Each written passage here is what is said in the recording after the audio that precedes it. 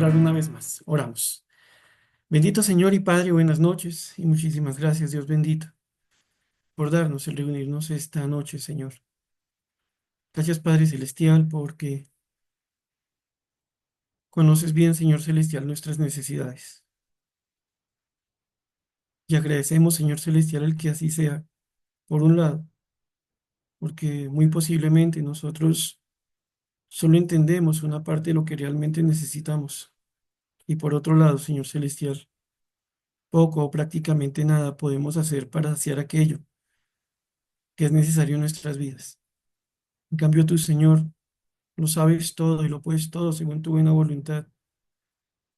Y de esa manera, Señor Celestial, es que obras en nuestras vidas, avanzando tu propósito, regalándonos en tu gracia y misericordia lo que sabes que necesitamos.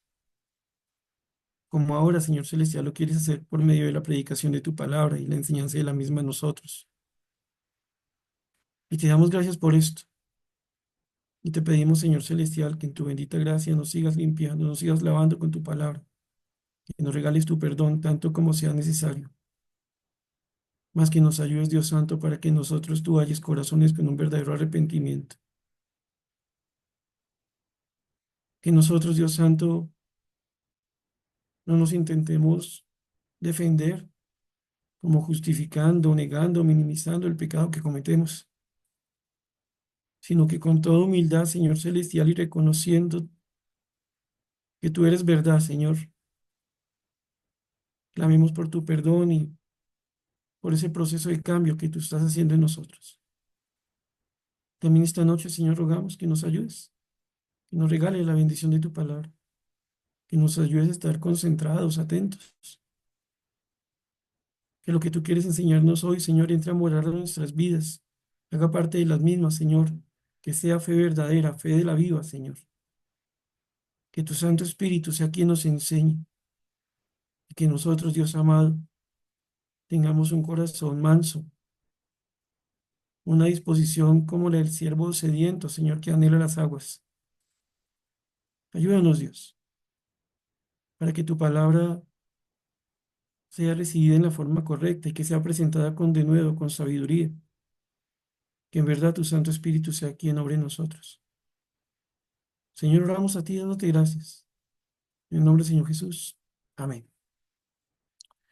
Bien, mis hermanos, pues les invito a que continuemos con el estudio que el Señor nos viene dando en la segunda epístola del apóstol Pablo a Timoteo. Recordarán ustedes, estamos sobre el capítulo número 3, segunda a Timoteo, capítulo 3.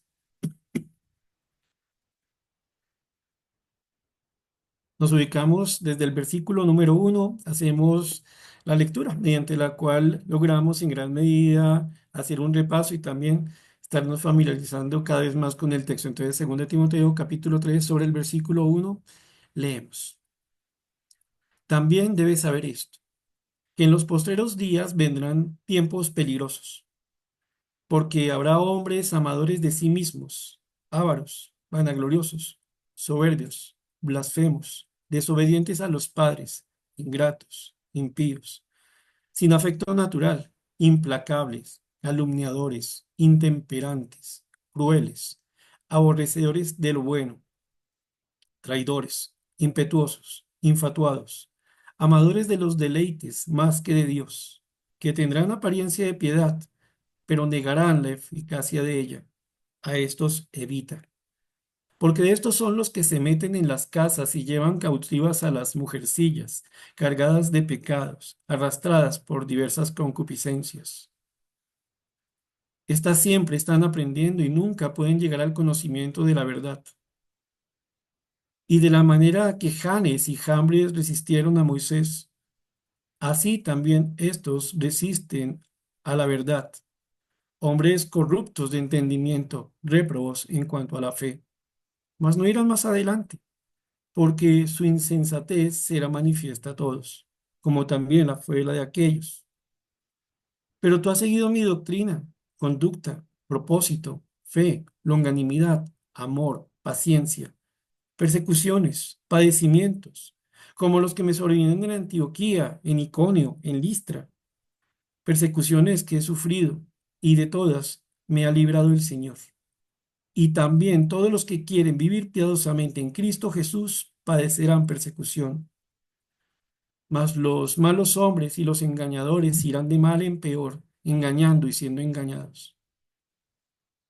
Pero persiste tú en lo que has aprendido y te persuadiste, sabiendo de quién has aprendido, y que desde la niñez has sabido las sagradas escrituras, las cuales te pueden hacer sabio para la salvación por la fe que es en Cristo Jesús. Toda la escritura es inspirada por Dios y útil para enseñar, para redarguir, para corregir, para instruir en justicia, a fin de que el hombre de Dios sea perfecto, enteramente preparado para toda buena obra. Mis hermanos, una preguntita para que le echemos cabeza y un par de segunditos. Por favor, piense lo siguiente, de forma personal, respóndase a usted mismo, ¿son importantes las convicciones? Repito la pregunta, ¿son importantes las convicciones?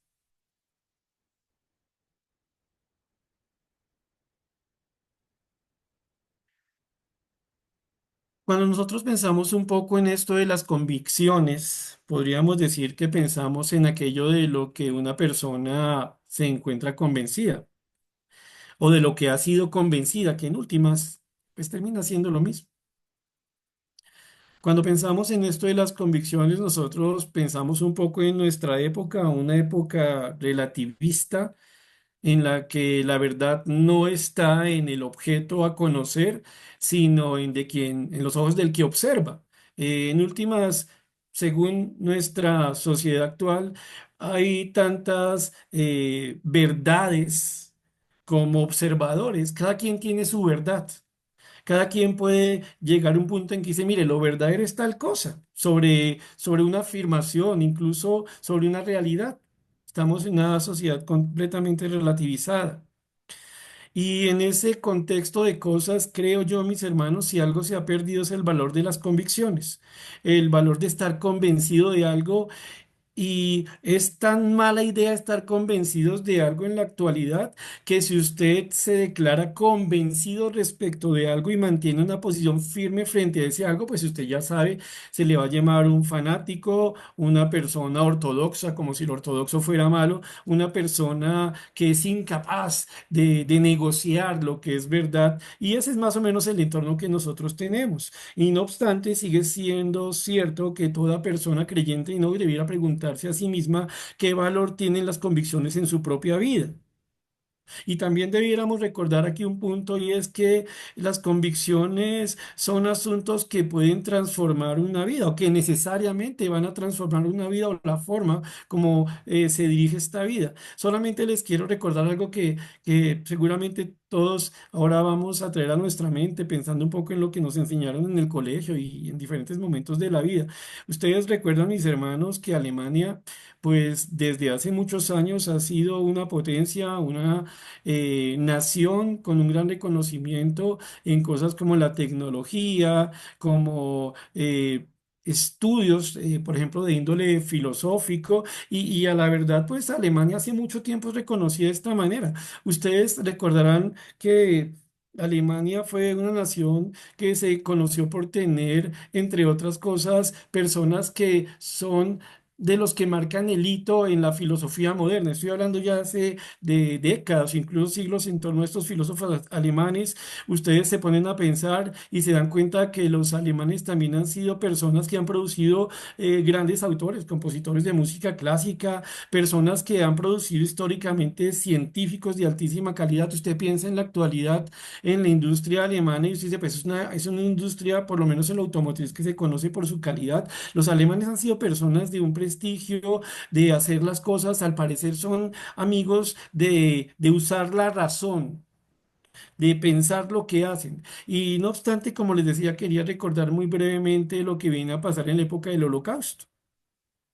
Entonces, ¿se acuerdan mis hermanos que por allá entre 1933 y 1945 comenzó una persecución al seno de Alemania, y después de Alemania hacia afuera, en medio de Europa, esto que nosotros conocemos como el Holocausto, que es algo que tiene que ver ni más ni menos con la persecución de millones de personas, el asesinato, se cree, de por lo menos 6 millones de judíos. Persiguieron y mataron a todos los que pudieron, persiguieron al punto que le quitaron sus bienes e hicieron que se fueran de sus tierras otro tanto millones de judíos, unas personas que en su historia serían conocidas como personas sumamente racionales, personas con una productividad intelectual, con una destreza en el pensamiento abrumadora. Pero como les digo, entre 1933 y 1945, ellos van a participar o estar convencidos por lo menos de ser parte de un instrumento militar que va a ser el Holocausto. Ahora, llama la atención y ustedes recordarán esto que por ahí más o menos en 1933 sube al poder un señor que se llama Adolfo Hitler. A él lo escogen popularmente. Después él se abroga todos los poderes y se vuelve todo un dictador en regla y comienza a implementar un montón de reglas al seno de una Alemania que, repito, era una Alemania muy racional, que le enseñaría razón a todas las demás naciones, pues este hombre que escogen democráticamente sube al poder y comienza a decir lo que hay que hacer es acabar con los judíos. Incluso para que él suba al poder, va a hacerlo diciendo, mire, lo peor que le ha pasado a Alemania son los judíos, son los culpables de todo lo que nos ha pasado. Claro, por ningún lado decía que lo que estaba viviendo Alemania era producto de haber ocasionado una primera guerra y cosas por el estilo, pero y redondeando esto para que nos demos cuenta del valor de las convicciones, pues nosotros vamos a tener una Alemania entre el 33 y el 45, donde comienzan con que un judío no puede ser un funcionario público, después ni se le vaya a ocurrir casarse con un judío y quitémosle la ciudadanía. Esto dentro de lo civilizado, entre comillas. Por otro lado, pues los campos de exterminio. Por otro lado, pues las masacres de grandes ciudades llenas de judíos. Y uno se pregunta, ¿quién hizo esto? ¿Solo Hitler? No. Hitler fue la cabeza de una nación en la que muchísimas personas quedaron absolutamente convencidas de que lo que mejor podían hacer era acabar con los judíos. ¿Cuántos? Pues 6 millones de muertos por lo menos, sin hablar de todas las otras consecuencias. Lo que llama mucho, mucho, mucho la atención cuando recordamos esa historia alemana, de la mayoría de los alemanes, porque hubo algunos que se resistieron, es cómo ellos se dejaron convencer, siendo personas tan racionales con la formación, con la historia que tenían, cómo se dejaron convencer, cómo pudieron llegar a un punto en el que hicieron lo que hicieron. Y entonces aquí, sin entrar en más detalles, yo creo que ya todos nos dimos cuenta. Cuando hablamos de una convicción, estamos hablando de algo que es absolutamente esencial, lo que marca la forma como una persona vive, lo que marca lo que somos. Una convicción, entonces, contraria a lo que se dice en la actualidad, no solo es algo bueno, sino indispensable. Ahora, les cito esto, mis hermanos, porque como les dije, en nuestra sociedad contemporánea las convicciones se están mandando al olvido, a pesar de lo que hemos visto que pasa cuando, por ejemplo, hay una mala convicción, cuando la gente no está convencida de lo que realmente es bueno. Repito, el caso de Alemania en el periodo entre guerras y la Primera Guerra Mundial. Pero yo le quiero pedir a usted, mi hermano, que ahora que vamos a leer los versículos 14 y 15, se ponga usted, a la vez que yo lo voy haciendo también, a pensar en el valor de las convicciones de un creyente, las convicciones de un cristiano. Claro, si las convicciones en general están mal vistas en nuestra sociedad, pues las convicciones cristianas no solo están mal vistas, sino que son odiadas. Por un mundo que odia a Dios, obviamente ese mundo va a extender su odio hacia aquel creyente que está convencido de lo que Dios le ha dicho. Pero vamos entonces sobre esta base a ubicarnos sobre el versículo número 14. Dice la palabra de Dios por medio de Pablo a Timoteo, pero persiste tú en lo que has aprendido y te persuadiste sabiendo de quién has aprendido. Recuerden ustedes el contexto. El contexto de este capítulo y de la carta en general es un contexto en el que abiertamente hay una batalla espiritual. Pablo está preso por causa del Señor. Lo que sabemos es que lo terminan matando. Él no sale de este presidio. Él está animando a un siervo de Dios, uno que es joven, pero que es siervo del Señor, que conoce de Dios. Y en la iglesia de Éfeso tiene batallas dentro de su propio ser, pero también hay una oposición contra él. Vemos nosotros que en esta congregación hay personas que pues dicen ser creyentes, pero niegan con sus vidas la eficacia de la piedad. Son personas que andan enseñando cosas que la Biblia no dice. Son personas que buscan meterse en la casa de las personas que tienen dudas en su corazón para hacer daño por medio de las mentiras. Y en medio de esta batalla que se está presentando, Dios por medio de Pablo está animando a Timoteo a que él haga su ministerio, que ponga su ministerio como con fuego, como ardiendo para que pueda hacer lo que tiene que hacer, que recuerde que Dios fue quien lo capacitó. Y todo esto, ¿por qué? Porque al parecer a Timoteo tantas batallas por momentos lo estaban desanimando. Por momentos le estaban pasando una factura fuerte, pero Timoteo tenía que comprender su responsabilidad respecto de lo que Dios le había mandado a hacer. Aquí tenemos a Timoteo respecto de una iglesia y aquí, mi hermano, me corresponde decirle por vía de aplicación, aquí tenemos la necesidad de que usted y yo comprendamos que las cosas que Dios nos ha mandado a hacer deben ser hechas con convicción, con una absoluta seguridad, pero no solo tener convicción de lo que sabemos, sino de quién ha hecho que lo sabamos, que lo sepamos, perdóneme, de quién nos ha convencido. Porque de lo contrario, la batalla como está planteada no se afronta correctamente. Si no estamos convencidos, vamos a tener graves problemas, porque repito, ya nos dimos cuenta a grandes rasgos, una persona puede ser convencida incluso de algo equivocado. Les cité el ejemplo de los nazis, pero ya ustedes saben, mis hermanos, cuántas personas en la actualidad están en movimientos pseudocristianos haciendo cosas que la Biblia no manda solamente porque se convencieron de esos engaños. Y entonces Dios le dice a Timoteo, mire, persista. Sí, es cierto, hay falsos maestros a los que les abren las puertas muchas veces, tal vez los mirarían hasta con cariñito. Por otro lado, hay unos siervos de Dios que llegan a sufrir por la palabra de Dios, pero Timoteo, recuerde algo, aunque esté sufriendo, usted sabe que el Señor siempre será su libertad. Aunque sufra, avance. Teniendo en cuenta eso, Timoteo, persiste, permanece. ¿En qué? En lo que has aprendido, en lo que tú has recibido de parte del Señor. Recordemos aquí algo, mis hermanos, les leo brevemente lo que el Señor decía ahí en 2 de Timoteo capítulo 1 versículos 13 al 14. Se los leo porque lo vimos hace poquito. Le decía Pablo a Timoteo, retén la forma de las sanas palabras que de mí oíste en la fe y amor que es en Cristo Jesús.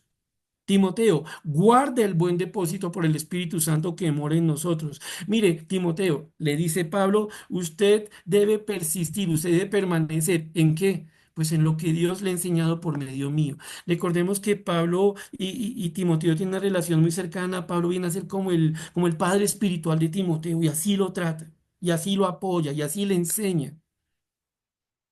Entonces, Timoteo debía recordar lo que él había aprendido de Dios por medio de Pablo. Y Timoteo debía ser consciente de que Dios le había entregado un depósito, una responsabilidad, como la tenemos todos los aquí presentes, y esa responsabilidad está cimentada en la palabra de Dios. Mire, Timoteo, usted tiene que persistir en lo que ha aprendido. Pero noten algo interesante, no solo dice el versículo, pero persiste en lo que has aprendido y sabido, perdón, y sabiendo de quién has aprendido. Gracias por la paciencia que hoy sí con los verbos conjugados en recocha. Noten el papel que juega aquí una expresión. Pensemos un momentico en esto que tiene toda la relevancia cuando pensamos en lo que estaba viviendo Timoteo. Pero persiste tú en lo que has aprendido y te persuadiste. Está firme, permanece en lo que has escuchado de Dios por vía de Pablo y muy seguramente también por vía de su madre, de su abuela. mantente allí seguro. Esta palabra habla de firmeza. Cuando hablamos de estar persuadido, hablamos de llegar a un punto en algo respecto de lo cual no nos queremos mover, algo en lo que sabemos que nos tenemos que quedar. Pero también, mis hermanos, cuando ustedes se ponen a pensar en esto de ser persuadido, posiblemente se dan cuenta que tenemos la necesidad de entender que hay una diferencia entre estar persuadido y hacer las cosas solo porque toca, solo por repetir. Mostremos o veamos un momentico, mis hermanos, algo en Tito. Váyanse un momentico a Tito y ubíquese en el capítulo 1, versículos 9 al 11. Porque, repito, hay una diferencia entre estar convencido de algo y solo repetir algo. ¿Y saben qué marca la diferencia, mis hermanos, de estar convencido o de solamente repetir algo? Lo va a marcar la necesidad que tenemos de tener una convicción. ¿Listo? Entonces, por favor, ubiquémonos en Tito capítulo 1 versículos 9 a 11. Ahora, aquí está Pablo hablándole a otro hijo en la fe, en este caso Tito, y le está diciendo Pablo a Tito, mire, procure bajo la guía del Señor levantar unos hombres que cumplan la responsabilidad de pastores en medio de la congregación. Miren lo que dice los versículos 9 al 11 de Tito capítulo 1 versículos 9 al 11. Dice, hablando de los requisitos que debían tener estos pastores, esos ancianos, ellos debían ser personas con la capacidad de ser retenedor de la palabra fiel tal como ha sido enseñada, para que también pueda exhortar con sana enseñanza y convencer a los que contradicen. ¿Qué le dice el Señor aquí a Tito que debía tener en su corazón cuando buscara hombres que fueran puestos al frente de congregaciones? Le dice, mire, entre otros requisitos, usted tiene que buscar personas que aprendan a quedarse, a pegarse, a adherirse a lo que Dios ha enseñado. Un pastor, un anciano, debe ser una persona con convicciones tan absolutamente fuertes y firmes que ha de vivir el resto de su vida enseñando eso.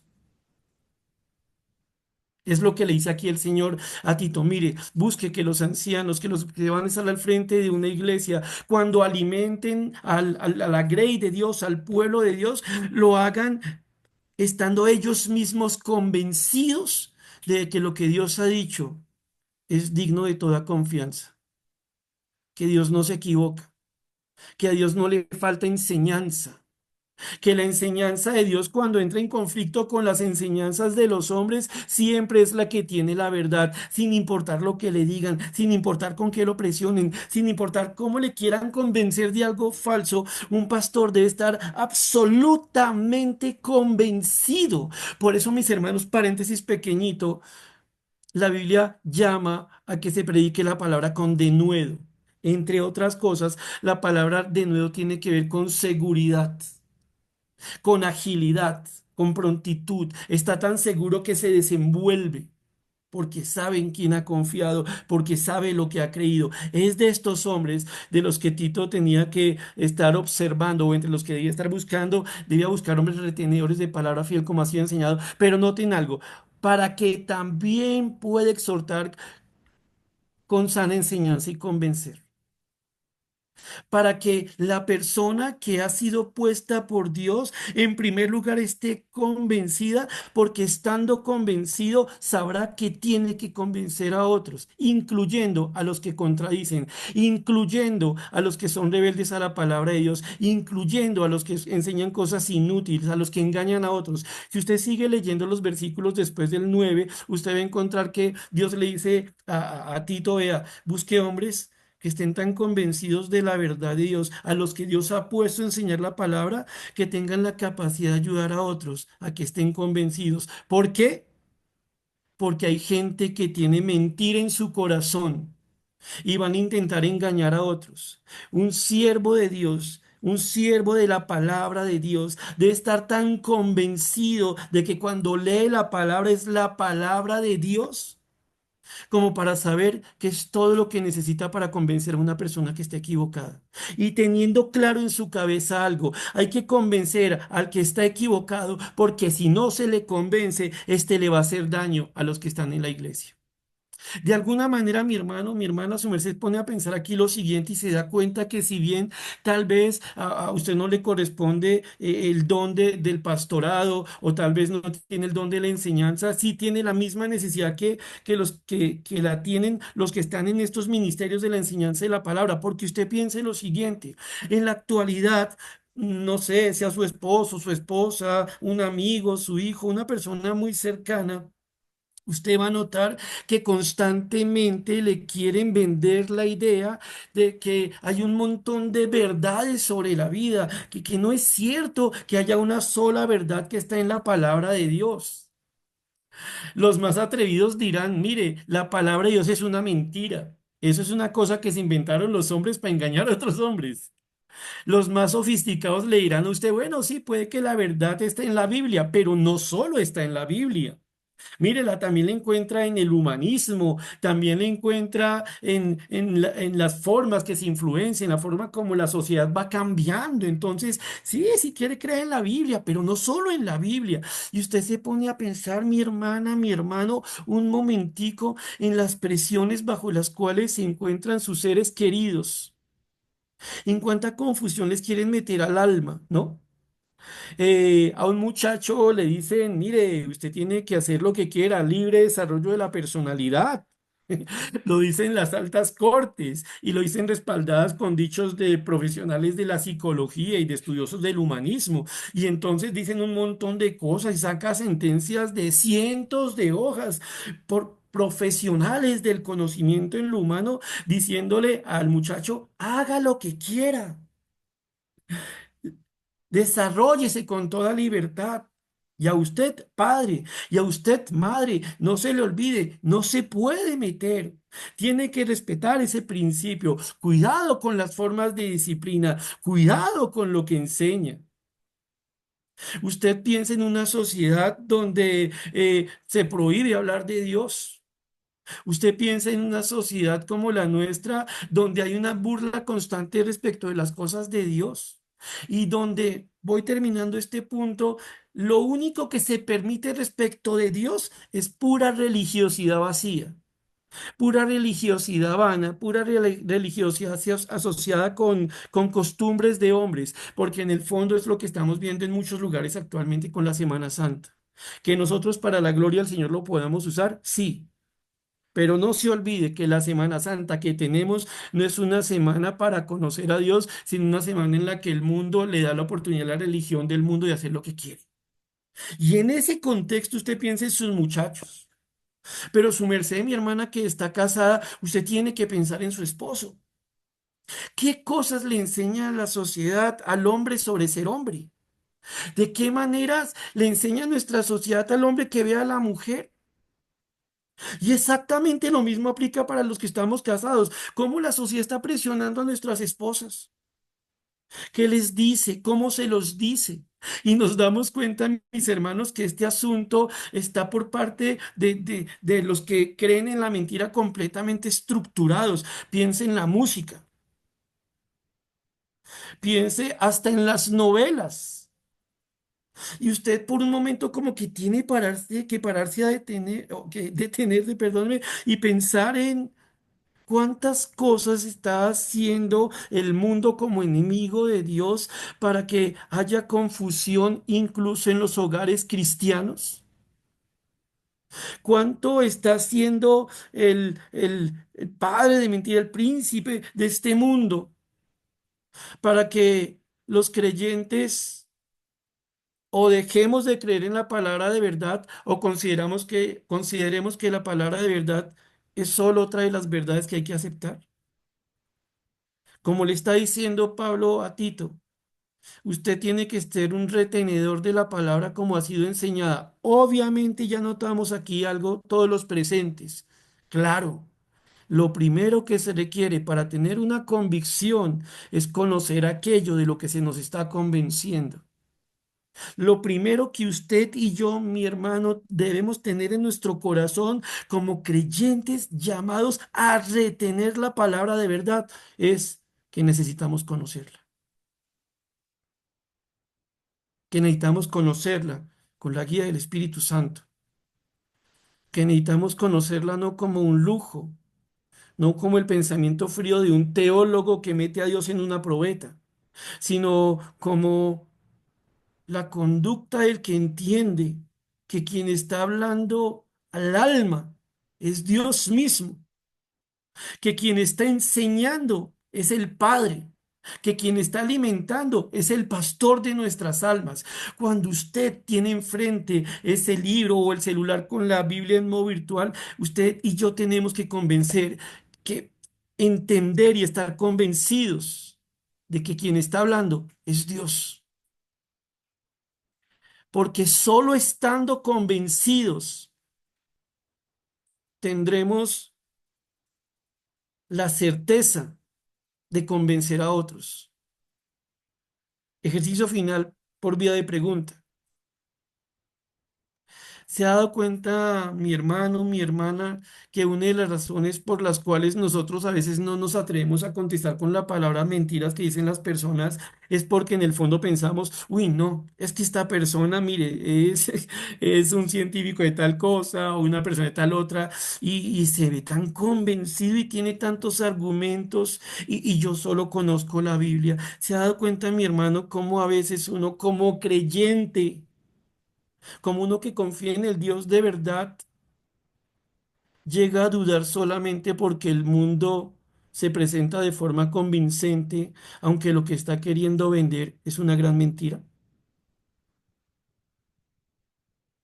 Recuerden, mis hermanos, con la ilustración con la que arrancamos nosotros, no solo es estar convencidos, sino es estar convencidos de la verdad, porque el que se deja convencer de una mentira puede terminar participando de la muerte de millones de personas. Recuerden lo que pasó con la Alemania nazi.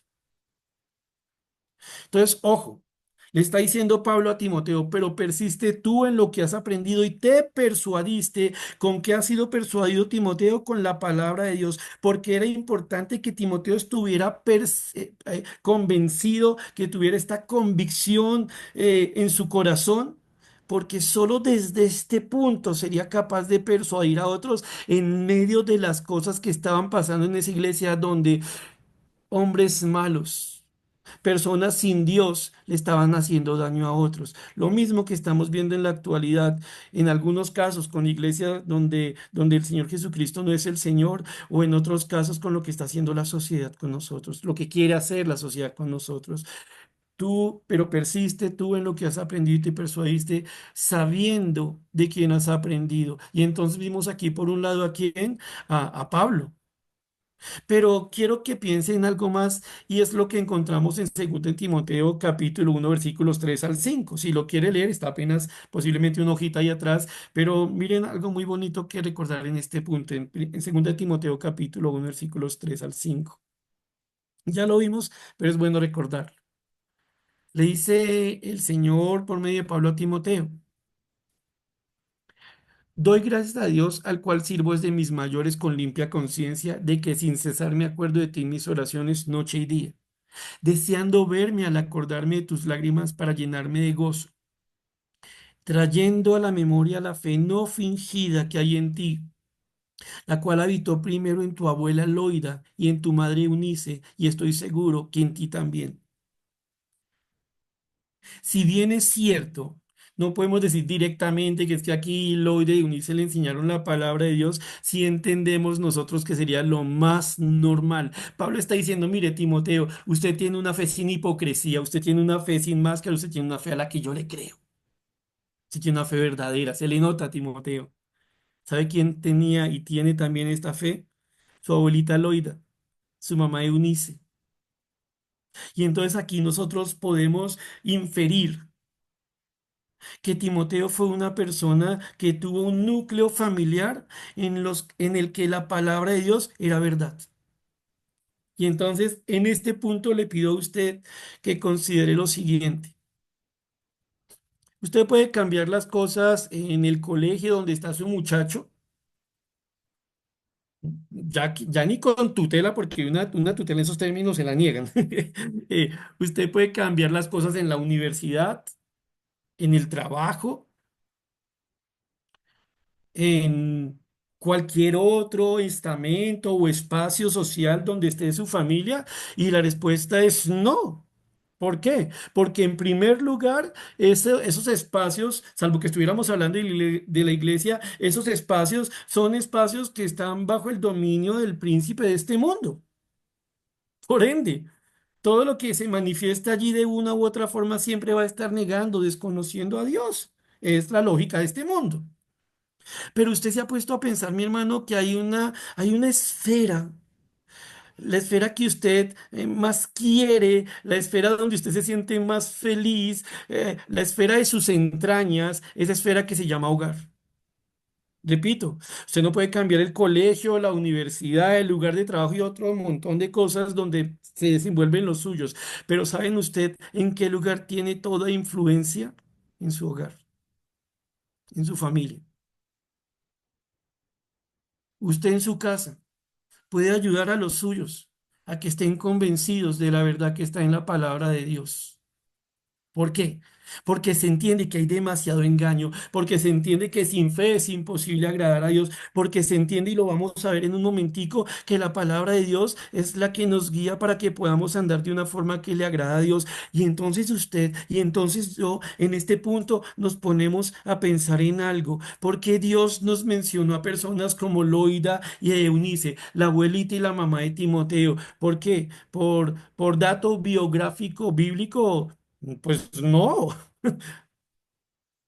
porque a usted y a mí nos corresponde no solo conocer, sino estar convencidos de que el primer lugar, de que el mejor lugar para que una persona conozca íntimamente a Dios y pueda andar en los caminos de Dios se llama hogar, se llama casa. Sí, mis hermanos, para la gloria de Dios tenemos espacios como este, una predicación en la mitad de la semana y tenemos una reunión los días domingos y tenemos reuniones los días lunes y posiblemente discipulados, pero piense lo siguiente, sume la cantidad de horas de tiempo en el que usted escucha palabra de Dios o los suyos escuchan palabra de Dios y compárelo con la cantidad de horas en que se está expuesto a mentira, a engaño, a falsas verdades. Ya esto genera una desproporción en tiempo, ¿cierto? ¿Y ahora qué pasa, mi hermano, mi hermana? Y no se moleste conmigo, solo le hago la pregunta. ¿Ahora qué pasa si usted considera que conocer a Dios en la casa es un lujo? ¿Qué pasa si usted, hermano, hermana, considera que su rol en la casa solamente es proveer el alimento o prepararlo? ¿Qué pasa si usted piensa que lo más importante es que el muchacho llegue a su clase, que saque buenas notas, que cuando llegue el tiempo pueda descansar, que tenga lo básico como el vestido y cosas por el estilo? Y respecto de lo espiritual, pues no, no es que no sea importante, lo que pasa es que por allá yo no me meto, ¿no? Es que a mí no me gusta forzar al muchacho, a mí no me gusta meterme en la vida espiritual de mi esposo, de mi esposa. Eso es un asunto suyo con Dios, decimos uno, habiendo caído en la trampa de este mundo. Y es abiertamente una trampa, manos, porque en cualquier otro tema en nuestra familia nos metemos. O me va a decir usted a mí que si usted ve un familiar al que ama, que está teniendo problemas con el trago, usted no lo va a intentar ayudar. O me va a decir usted, mi hermano, que si ve a un hijo que está comenzando en la droga, usted no va a intervenir para ayudarlo a salir de eso. O si lo ve con una mala amistad, no le va a hablar sobre eso. Me va a decir, mi hermano, o nos vamos a intentar convencer nosotros mismos de que cuando amamos, obramos para convencer a la persona que amamos de que no haga algo malo. Miren. No solo sería irracional hacer eso, o mejor, sería irracional no actuar, sino que sería contrario a toda realidad, porque cuando uno ama a alguien, uno se le mete en la vida de ese alguien. Y entiendo que hay frases que suenan muy bonito y que tienen defensa y todo, que dicen, yo no me meto donde no me han llamado. Pero ¿saben algo? En la práctica, eso es una gran mentira, porque todo el tiempo necesitamos meternos en la vida de los que amamos. Lo que llama mucho la atención es que solo en lo espiritual, solo en lo de Dios, es que nosotros decimos, yo no me meto donde no me han llamado. No me meto a buscar que tenga una relación personal con Dios. No me meto a decirle, mi hijo, mi hija, esposo, esposa, hijo, ¿usted está seguro que conoce a Cristo? Pues creo, por ello, el Señor nos recuerda a un par de mujeres como Loida y Eunice. Ese era un hogar cristiano. Ellos entendieron su papel, se la jugaron, estaban convencidos. Por eso Pablo no solamente dice, mire, yo conocí a Leuda y Eunice y el de la fe sincera, el de la fe verdadera es usted. No, cita a los tres. A un pastor le está diciendo, yo lo conozco a usted y a su familia y les creo la fe. ¿Por qué? Porque se nota que están convencidos. ¿Y por qué se nota que están convencidos? Por la forma en que viven. Repito entonces aquí, con respeto y con cariño, mis hermanos, llamo la atención a replantear la forma como estamos entendiendo la responsabilidad en los hogares frente a la palabra de Dios. Y aquí, mis hermanos, no obstante, también creo oportuno pedirles que oremos por algo. Se está notando en medio de la congregación la deserción de demasiados de nuestros muchachos. Se está notando en medio de la congregación la deserción de familias completas. Sea una deserción completa, o sea que nos volvimos cristianos de temporadas. Un domingo sí, un domingo no, un domingo sí, un domingo no, un domingo sí, tres no y cosas por el estilo. Claro, hay hermanos que no pueden, que están realmente enfermos, no tienen dinero y cosas por el estilo, pero ese es el caso que realmente cobija todas las veces en que una familia decide no ir a la iglesia. Ahí les dejo la duda solamente. Y como les dije, la petición de que estemos orando porque necesitamos andar como convencidos, porque necesitamos cumplir nuestras responsabilidades en la casa, en la vida de las personas que Dios nos pone alrededor, en la congregación. Le tomo 2 de Timoteo capítulo 3 versículo 14. Pero persiste tú en lo que has aprendido y te persuadiste, sabiendo de quién has aprendido, entendiendo que Dios ha puesto personas para enseñarte la palabra de Dios. Pero ante todo, y ustedes me entienden esto, al principal que le aprendemos directamente es a nuestro Señor mismo. La intimidad en la oración, la intimidad en el estudio de la palabra, una vez más muestra su importancia.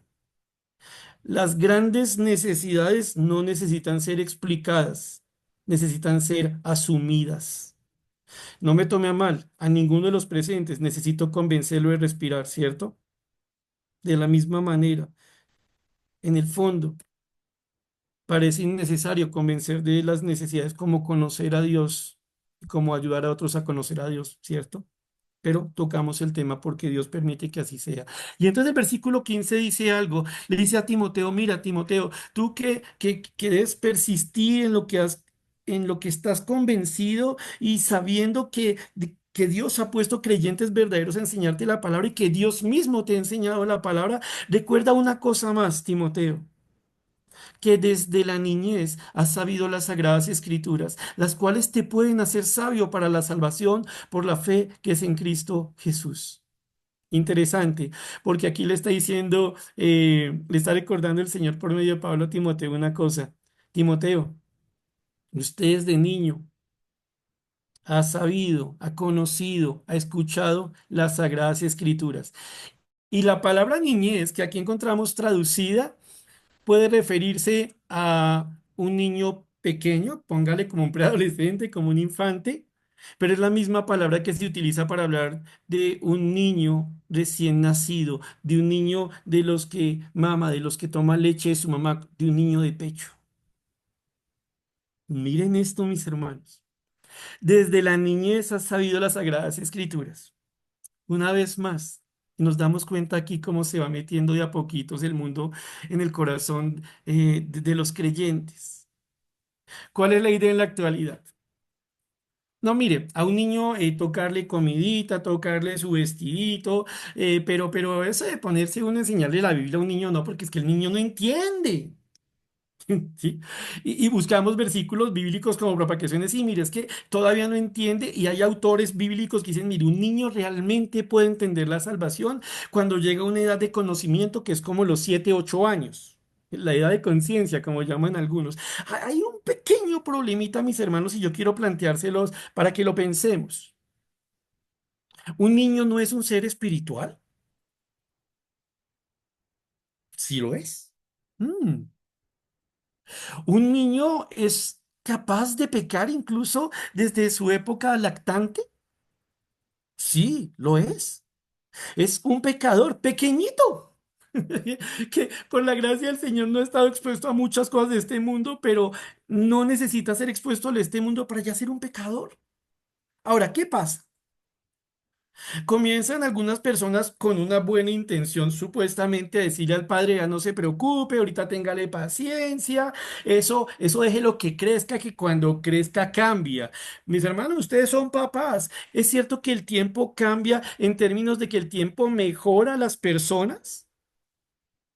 Es cierto que una enfermedad que se deja a la solución del tiempo deja de ser enfermedad, o la práctica nos demuestra que una enfermedad no cuidada termina agravándolo todo y afectando muchas más cosas.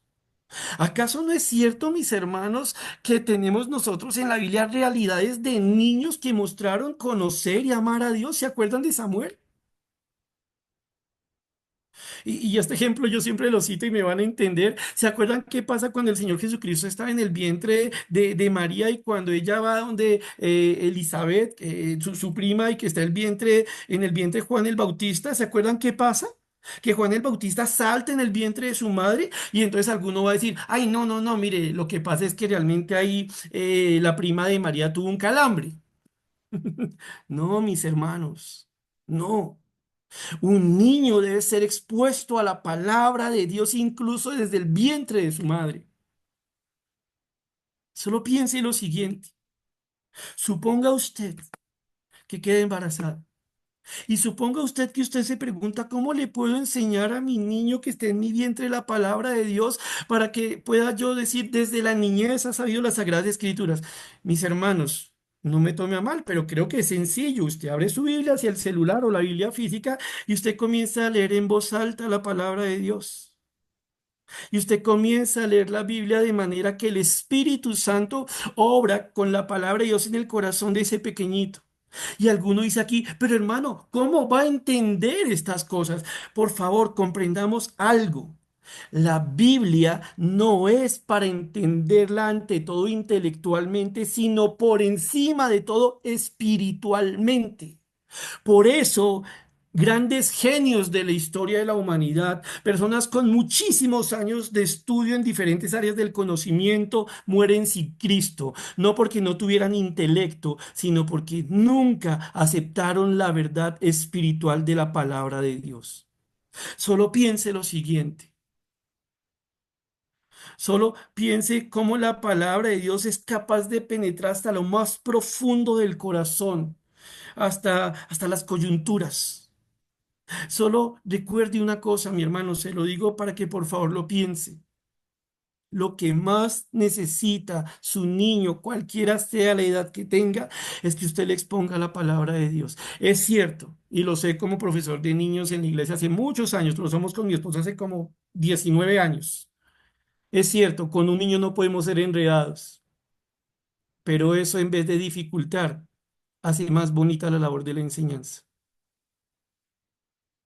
Le dice el Señor, recordándole a Timoteo algo, desde la niñez has sabido las sagradas escrituras. Desde niño has aprendido una cosa, Timoteo, esa Biblia, eso que tú tienes frente a ti, posiblemente Timoteo, todo lo que conociera el Antiguo Testamento. Usted sabe que eso es de Dios. Usted sabe que esas escrituras no son otro libro más. Es algo como consagrado a Dios porque viene de Dios mismo. Usted desde pequeñito, Timoteo, ha aprendido una cosa. Cuando usted se siente a escuchar la palabra, sea que usted la lee, o cuando su mamá, o cuando su abuelo, o cuando Timoteo, o cuando Pablo le enseñaron, usted sabía una cosa. No es un libro más. No, no es otro autor. Mis hermanos, una vez más, pensemos lo siguiente. En la actualidad, la palabra de Dios es atacada sistemáticamente como un libro que no es confiable, que un libro, repito, que lo escribieron los hombres, que está lleno de contradicciones, que dice cosas que la ciencia no respalda, que dice un montón de cosas que son para otra época y para otra cultura. Ataque tras ataque, tras ataque, tras ataque. A eso usted le suma los ataques personales. ¿Cómo? No, yo no quiero leer la Biblia, yo la voy a leer cuando yo quiera. O no, es que yo ahorita pues realmente no siento que pueda entender lo que estoy leyendo y cosas por el estilo. ¿Se ha dado cuenta usted, mi hermano, de cuántas maneras el enemigo de nuestras almas ha atacado su vida para que usted no crea o se mueva de creer en el hecho del hecho de que la palabra de Dios es la palabra de Dios? Desde la niñez ha sabido las sagradas escrituras, nos dice a nosotros algo. Nunca es muy temprano para enseñarle a la persona, la palabra a una persona. Y segunda cosa, nunca enseñemos la palabra como si fuera un libro más. Sí, manos. Hace un momento le cité un hecho histórico, de esos que a mí en lo personal me llaman mucho la atención, pero de ninguna manera eso tiene la relevancia de la palabra de Dios. Solo era una ilustración. Si una persona se sentara en este momento y dijera, bueno, hermanos, y comenzara así con ese tono que tiene algunos, ese tono sabroso para hablar, le meten pianito de fondo, hacen pausas, ponen cosas atrás, luces y de todo, y comenzar a hablar, mis hermanos, y a este lado tuviéramos una persona tardo para hablar, que se traba y cosas por el estilo, pero está enseñando la palabra de Dios, y al otro lado tenemos una persona que está en pleno show y cita un solo versículo durante una hora, hora y media, y no lo explica, o lo explica como un pretexto para algo que quiere decir. Y a este lado, repito, está una persona intentando, bajo la llenura del Espíritu Santo, expresar lo que dice la palabra de Dios. Yo le pregunto a usted, yo le pregunto a usted, ¿a cuál escogería? ¿Cuál de los dos? Hay mucha gente en la actualidad haciendo de los púlpitos un show más. Ya no tenemos cantante romántico del corazón, ahora tenemos cantante romántico cristiano, ¿no? Ustedes saben que en la actualidad incluso hay reggaetón cristiano, mis hermanos. Una persona que asume con convicción lo que es la palabra de Dios, sabe que es incomparable, sabe que es lo que se necesita. Pueden haber muchas cosas alrededor, pero nada como la palabra de Dios, porque es la palabra de mi Dios, eso es sagrado. Así lo aprendo. Eso es lo que me convence y eso es lo que enseño. Y sí, muchas veces, mis hermanos, puede ser pesado el mensaje, tan pesado como necesario, ¿no? Desde la niñez has sabido las sagradas escrituras, las cuales te puedes hacer sabio para la salvación por la fe que es en Cristo Jesús. Y aquí, mis hermanos, quiero hacer una pequeña aclaración, porque usted se pregunta aquí, tal vez, usted dice, espéreme un segundito, es que Pablo, es que Timoteo no era creyente. Porque Pablo le está diciendo, mire, usted tiene que mantenerse en las Sagradas Escrituras, usted las ha conocido desde chiquito porque ellas le pueden hacer sabio para la salvación. Ay, ¿cómo así Timoteo no era salvo? No, mis hermanos. Varias cosas que decir sobre este punto. Lo primero, Pablo le está recordando a Timoteo algo. Timoteo, usted manténgase en la palabra. Usted manténgase convencido de quién le ha enseñado, de qué es lo que ha aprendido. Dios le ha enseñado, ha aprendido la palabra de Dios y eso es lo único que su merced va a enseñar. ¿Por qué? Porque esta palabra tiene la capacidad de dar la sabiduría a las personas para que puedan ejercer la fe para salvación. Esta palabra es la que Dios usa para salvar por medio de la fe en Cristo Jesús. Timoteo, los falsos maestros, los que dicen que creen en la piedad pero no la practican, los que andan vendiendo engaños, ellos no entienden el poder de la salvación, ni de dónde puede venir. Usted sí, Timoteo. Por un lado eso, pero por otro lado, mis hermanos, recordemos algo, la salvación que tenemos nosotros cuando decimos que somos salvos tiene por lo menos tres momentos, ¿vale? Ojo con esto, espero que no sea, que yo no le enrede necesariamente, pero recordemos, mis hermanos, que la salvación la podemos entender como algo que Dios hace en nosotros y que se puede ver a lo largo de tres momentos en nuestra vida como creyentes. Un primer momento es cuando Dios nos salva, cuando Dios nos justifica por la obra en Cristo.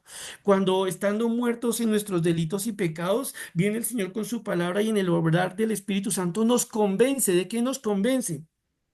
De que estábamos muertos en delitos y pecados, que estábamos lejos de Dios y que necesitábamos de creer en Cristo para poder ser salvados, para ser justificados, para ser libres de la cadena de la esclavitud del pecado.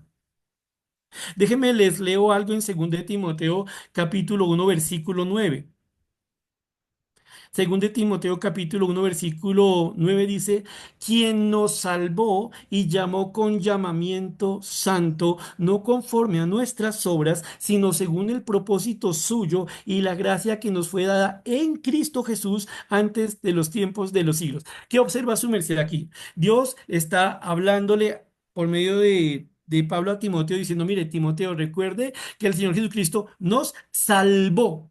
Tiempo pasado. Cuando conocimos a Cristo, cuando le confesamos como nuestro Señor y Salvador, entonces en tiempo pasado nos salvó, nos libró, nos dio lo que por la gracia tenemos todos los creyentes. Si se quiere, comenzó la salvación en cada uno de nosotros. Pero la salvación no es algo que se queda en el pasado. No puede ser algo que se quede en el pasado. Uno no puede decir bíblicamente, yo era libre. Miren, la salvación también tiene un tiempo presente. Mientras la salvación en el pasado la entendemos como cuando fuimos justificados en Cristo, nosotros también pensamos en la salvación en el presente como el proceso mediante el cual Dios nos va santificando progresivamente, como nos va moldeando a la imagen de Cristo, como nos va cambiando. La salvación en el tiempo presente es una obra que Dios viene realizando para cambiarnos, haciéndonos a su imagen. En el pasado nos libró de la condenación del pecado, ahora nos está enseñando a vivir libres de ese pecado. Un ejemplo de ello, 1 Corintios 1:18. 1 Corintios 1:18. Allí lo leo y entonces la Reina Valera lo traduce de la siguiente manera. Porque la palabra de la cruz es locura a los que se pierden, pero a los que se salvan, esto es a nosotros, es poder de Dios. Así dice la Reina Valera 60. Pero la Biblia de las Américas lo traduce aún más clarito. Mire cómo lo traduce la Biblia de las Américas. Dice, porque la palabra de la cruz es necedad para los que se pierden, pero para nosotros los salvos es poder de Dios. Y cuando dice aquí, para nosotros los salvos, lo podemos también leer de la siguiente manera. Pero para nosotros los que nos estamos salvando, los que estamos caminando por la senda de la salvación. En el tiempo presente, usted, mi hermano, vive su salvación. Usted en el pasado la recibió. Usted en el pasado fue hecho libre por la obra de Cristo. ¿Qué pasó desde ese momento? El Espíritu Santo por medio de la palabra comienza a cambiarle. Le va llevando por un camino que caminan los que son salvados por el Señor. Va transformándonos, va cambiando nuestra vida, los hábitos pecaminosos van saliendo en nuestras vidas, vamos creciendo en oración, vamos aprendiendo, vamos siendo convencidos de la necesidad de conocer cada día más a Dios. Es una salvación que aquí se parece como a una santificación que va creciendo en nuestras vidas. ¿Por qué? Porque fuimos salvos, entonces vamos caminando como salvos. Tiempo pasado, tiempo presente, un tiempo más. Y ya estamos próximos a terminar. La salvación también tiene un tiempo futuro. Este tiempo futuro algunos lo llaman como el tiempo de la glorificación, digámoslo de alguna manera. el tiempo glorioso de nuestra existencia, el tiempo en el que nosotros vamos a estar delante de nuestro Dios directamente, en el tiempo que ya no va a haber nada de pecado en nosotros, en el tiempo en que toda relación con la muerte se ha acabado, el tiempo en que todo lo que conocemos se habrá terminado, recuerden ese tiempo, ese cuerpo glorificado, es decir, un tiempo en que la salvación llega y nos da todos sus efectos. En el pasado, Dios nos salva y comenzamos a andar y nos va moldeando el Señor a su imagen. Y hay un momento en el Señor, sea que muramos o que seamos arrebatados, en que la salvación tiene todos sus efectos. Una cosita para esto es lo que dice 1 Pedro 3, perdón, capítulo 1, versículo 3 al 5. Si quiere, tome nota, mi hermano, y permítame leérselo. 1 Pedro capítulo 1, versículos 3 al 5, donde usted y yo vemos esa salvación con sus efectos futuros, todos los efectos, como llegando al resultado, a lo final de la salvación. 1 Pedro capítulo 1, versículos 3 al 5 dice lo siguiente. Bendito el Dios y Padre de nuestro Señor Jesucristo, que según su grande misericordia nos hizo renacer para una esperanza viva por la resurrección de Jesucristo de los muertos.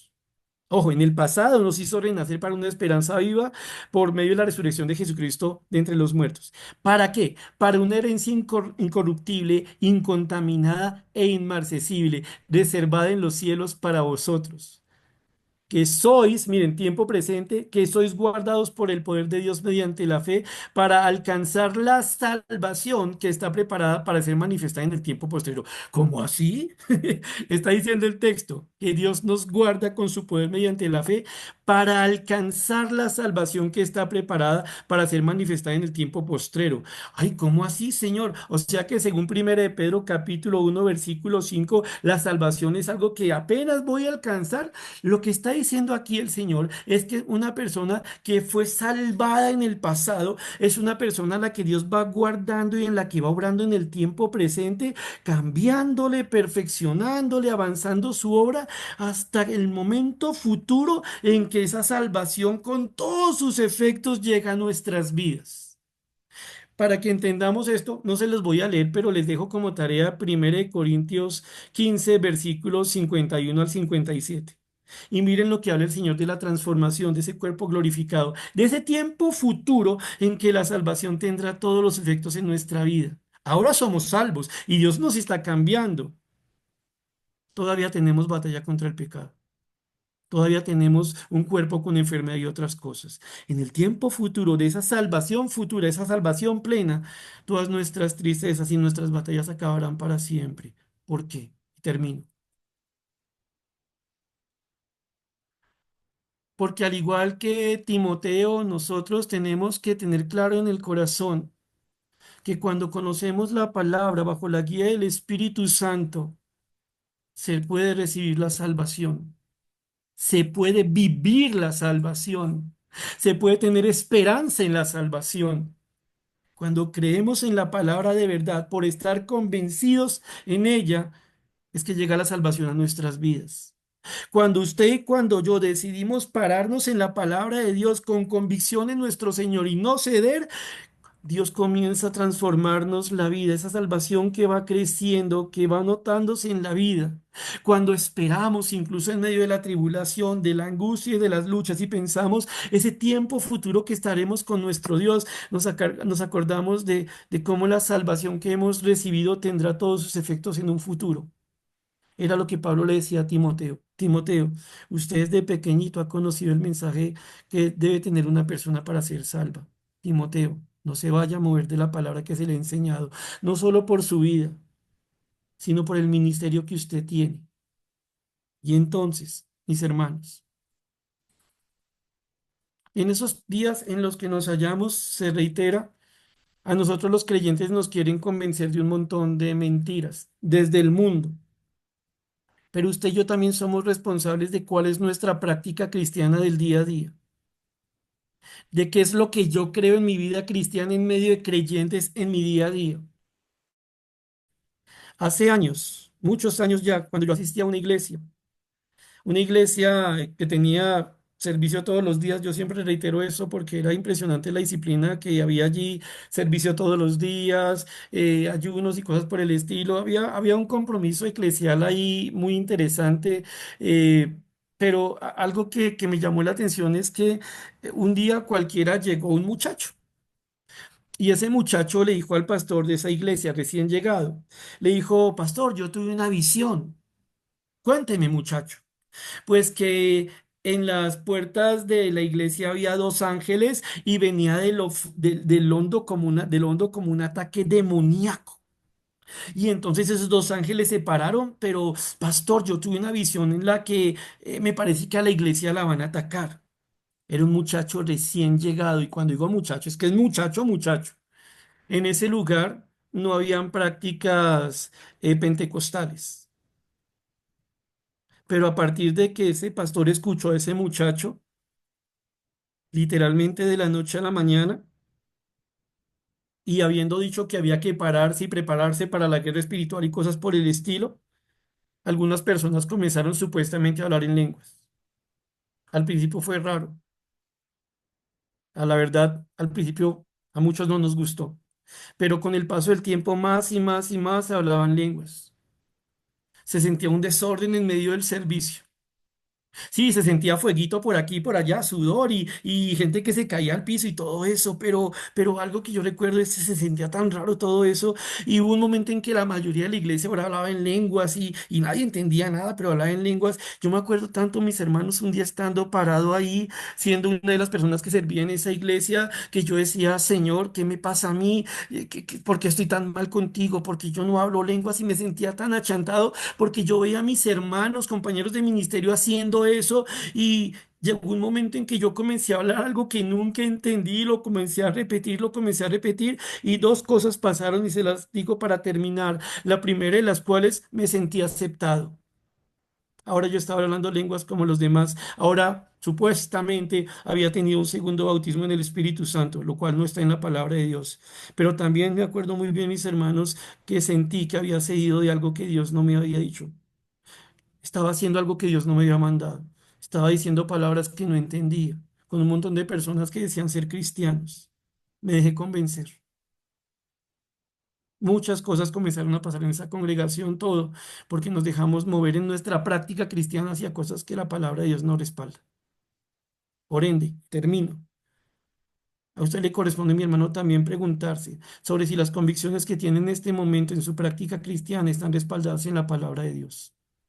No solo es estar convencidos, porque se puede estar convencido de un error. Recuerden lo que contamos sobre la Alemania nazi. Se trata de estar convencidos de la palabra de Dios.